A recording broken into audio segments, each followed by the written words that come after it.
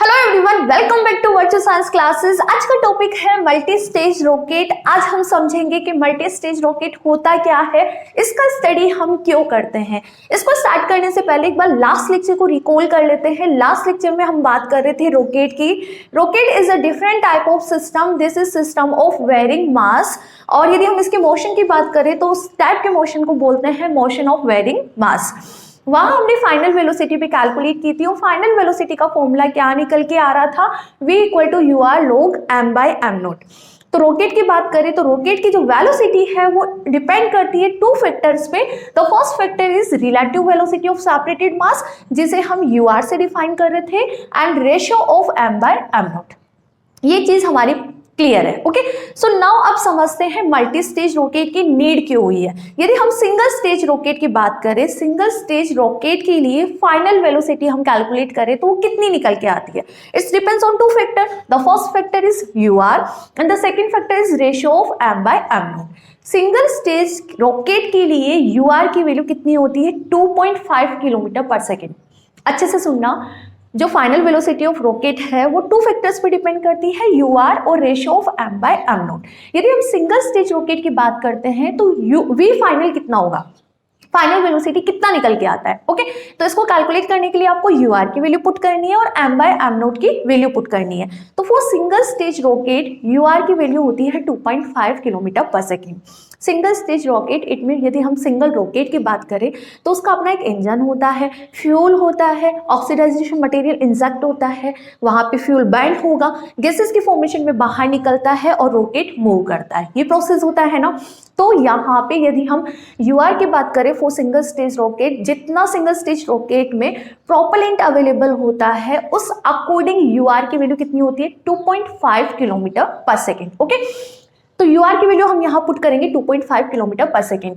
m by M naught for a single stage rocket कितना होता है, 4। इससे ज्यादा नहीं हो सकता, बिकॉज जितना प्रोपेलेंट सिंगल स्टेज रॉकेट के अंदर अवेलेबल होता है।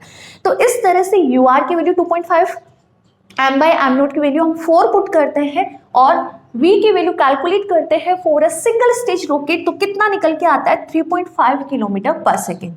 Final velocity of single stage rocket कितना निकल के आ रहा है, 3.5 kilometre per second. Okay, now rocket को यदि लॉन्च किया जाता है तो उसको सबसे पहले ग्रेविटेशनल फील्ड को क्रॉस करना पड़ेगा, उसके बाद वो आगे मूव करता है। ठीक है, तो ग्रेविटेशनल फील्ड को क्रॉस करने के लिए एक रॉकेट को मिनिमम वेलोसिटी की रिक्वायरमेंट है, वो कितनी है, 11.2 kilometre per second.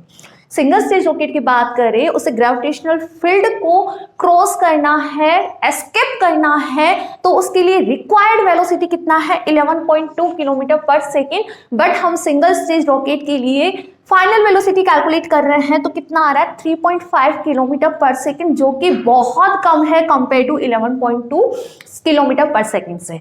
That's why single stage rocket possible ही नहीं है कि वो ग्रेविटेशनल फील्ड को क्रॉस करके एस्केप हो जाए, नहीं है ना पॉसिबल। इसी वजह से मल्टी स्टेज रॉकेट्स बनाए जाते हैं। Single stage rocket gravitational field को क्रॉस नहीं कर पाता, वाई, बिकॉज उसकी जो फाइनल वेलोसिटी है वो 3.5 किलोमीटर पर सेकेंड निकल के आ रही है और रिक्वायर्ड वेलोसिटी कितनी होती है, 11.2 किलोमीटर पर सेकेंड। तो 11.2 किलोमीटर पर सेकेंड से बहुत कम है, तो वह जो ग्रेविटेशनल फील्ड है उसको क्रॉस करके एस्केप नहीं कर पाता। That's why multi stage rockets की फॉर्मेशन करी जाती है। और मल्टी स्टेज रॉकेट्स है क्या, 2 एंड मोर रॉकेट्स को कंबाइन करके एक रॉकेट बनाया जाता है। 2 एंड मोर स्टेजेस को कंबाइन करके रॉकेट बनाया जाता है, उसे मल्टी स्टेज रॉकेट बोलते हैं। हर एक स्टेज का अपना एक इंजन होता है, अपना एक प्रोपेलेंट होता है। इस तरह से उसकी वेलोसिटी को इंक्रीज किया जाता है ताकि वो ग्रेविटेशनल फील्ड के जो वेलोसिटी है 11.2 किलोमीटर पर सेकेंड, उससे ज़्यादा वेलोसिटी को गेन कर पाए और इजीली अर्थ से एस्केप कर पाए। ठीक है, तो समझ आया सिंगल स्टेज रॉकेट का ड्रॉबैक क्या है। For single stage rocket, the final velocity will be 3.5 km per second, which is very less compared to 11.2 km per second. जो required है gravitational field को क्रॉस करने के लिए वो 11.2 km per second है, तो 11.2 km per second से बहुत कम है. That's why यहाँ पे 2 and more stages को कंबाइन करके एक मल्टी स्टेज रॉकेट बनाया जाता है, जिससे उसकी वेलोसिटी क्या हो जाए, हाई हो जाए और वह इजीली ग्रेविटेशनल फील्ड को क्रॉस करके एस्केप कर जाए. ठीक है, तो पहले आप इसको लिख लीजिए. मल्टी स्टेज रॉकेट की रिक्वायरमेंट क्यों है? We know the final velocity of rocket v equal to U R log m by m not.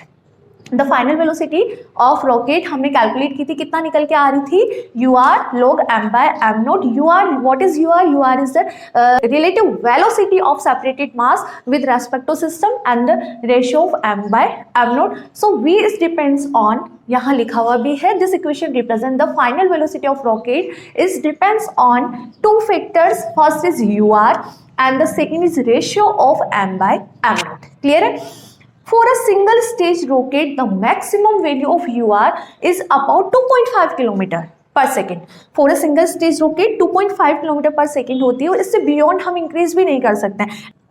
And can't be increases beyond this with the propellant available at present. जो rocket के अंदर propellant available होता है, उस propellant available, जितना propellant available है उसके through maximum 2.5 kilometre per second ही यूआर की वैल्यू हो सकती है.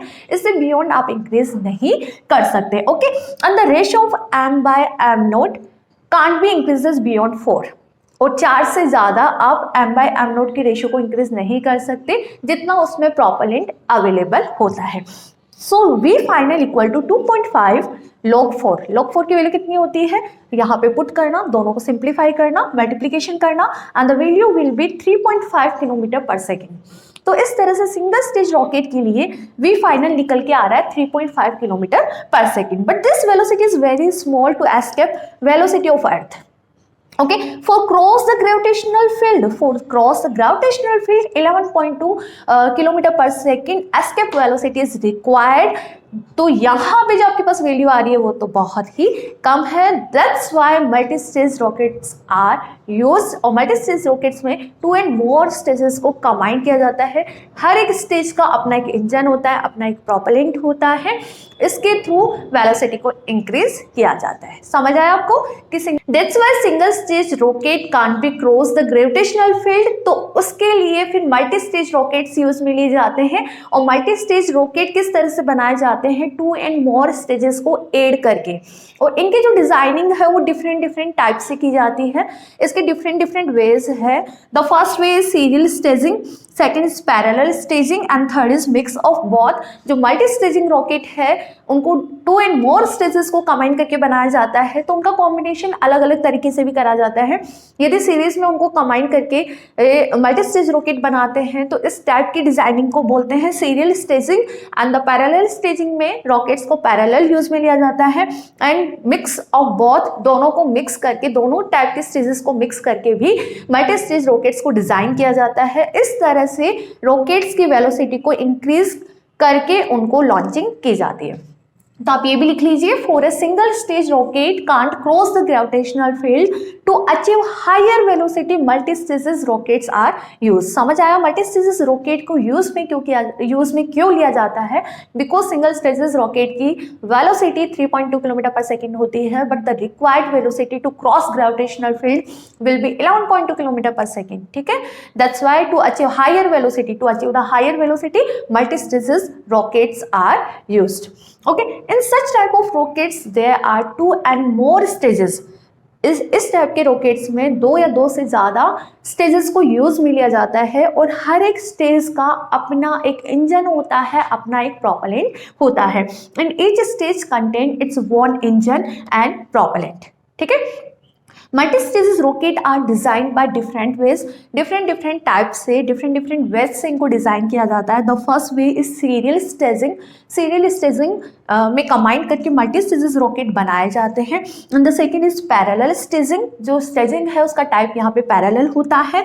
And third is mix of both, दोनों ही स्टेजिंग को कंबाइन करके भी मल्टी स्टेजेस रॉकेट बनाए जाते हैं। तो इस तरह से मल्टी स्टेजेस रॉकेट का टॉपिक अब समझ आया आपको कि रिक्वायरमेंट क्या है और ये है क्या, जो सिंपल 2 एंड मोर स्टेजेस को कंबाइन किया जाता है। ओके, नाउ अब देख लेते हैं एक बार कि इस वाले टॉपिक से क्वेश्चंस क्या बनते हैं। लिख लीजिए, आप नोट्स बना लेना, प्रॉपर नोट्स बना लेना। पहले रॉकेट, अच्छे से रॉकेट का स्टडी करना, फाइनल वेलोसिटी कैलकुलेट करना, उसके बाद multi stage rocket write down करना। अब इनसे बनने वाले क्वेश्चंस एक बार देख लेते हैं कि आपके एग्जाम्स में कौन कौन से क्वेश्चंस बनते हैं रॉकेट से और मल्टी स्टेज रॉकेट से। ठीक है, कर दूं मैं इसको इरेज, स्नैपशॉट ले लो, बाद में लिख लेना।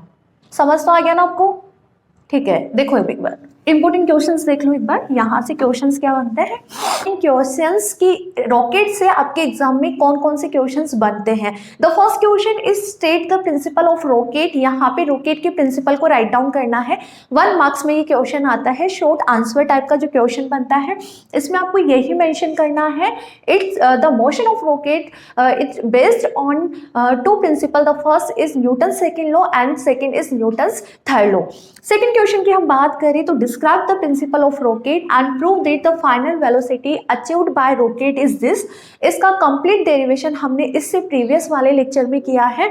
वहां फाइनल वेलोसिटी का एक्सप्रेशन क्या निकल के आता है, v equal to V naught plus U R log m naught by m minus का gt। Okay, and the third question is discuss the advantage of a multi stage rocket over a single stage rocket. अभी हमने इसका study किया है। For a single stage rocket the velocity will be 3.2 kilometre per second, but the required velocity to cross gravitational field या escape from the earth is 11.2 kilometre per second. और single stage rocket की बहुत कम है compare to 11.2 kilometre per second. तो higher velocity की requirement होती है और हायर वेलोसिटी को अचीव करने के लिए 2 एंड मोर स्टेजेस को कंबाइन करके मल्टी स्टेजेस रॉकेट बनाए जाते हैं। तो इस तरह से रॉकेट वाले टॉपिक से तीनों क्वेश्चंस इंपॉर्टेंट क्वेश्चंस बनते हैं। तो आई थिंक अब तो आपका ये टॉपिक क्लियर होगा। कोई भी डाउट है यदि आपको इसमें तो आप कमेंट सेक्शन में कमेंट करके लिख सकते हैं। और इंस्टाग्राम पे भी पेज है, इंस्टाग्राम आईडी है वर्च्यू क्लासेस 99। आप यहाँ पे भी अपने डाउट्स को शेयर कर सकते हैं। कोई भी इश्यू, कोई भी प्रॉब्लम आ रही हो तो आप यहाँ पे भी हमें पूछ सकते हैं। और ज़्यादा से ज़्यादा लेक्चर्स को शेयर करिए अपने रिलेटिव्स को, अपने क्लासमेट्स को। और अभी तक चैनल को सब्सक्राइब नहीं किया है तो सबसे पहले चैनल को सब्सक्राइब करिए ताकि अगले जो नेक्स्ट मैं लेक्चर अपलोड करूँ उसके नोटिफिकेशन आपके पास आ जाए। Thank you.